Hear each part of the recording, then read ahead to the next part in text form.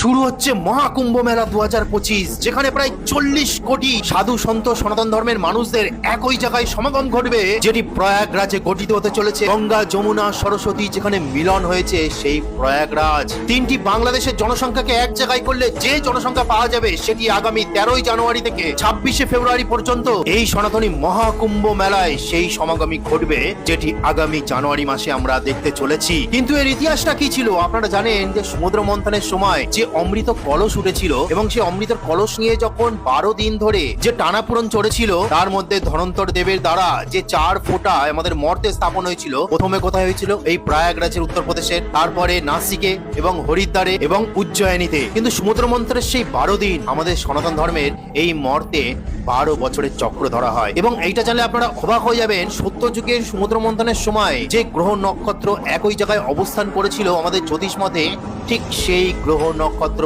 আবারও একই জায়গায় সেই সমাগম করতে চলেছে আগামী 13 জানুয়ারি 2025 থেকে 26 ফেব্রুয়ারি পর্যন্ত। আমাদের সনাতন ধর্মের বিশ্বাস ঠিক সেই সময় গঙ্গা যমুনা সরস্বতী নদীর যে মিলনস্থল, সেখানেই সেই জল আবারও অমৃত হয়ে ওঠে এবং সেখানে যদি স্নান করা হয় তাহলে মোক্ষ প্রাপ্তি হয়, মোক্ষ লাভ হয় এবং এই জীবন থেকে মুক্তি পাওয়া যায়। যেটি আমাদের বেদ, উপনিষদ, গীতা সবার একটাই কথা, যে পরমাত্মার সাথে তোমার আত্মার মিলন ঘটাও।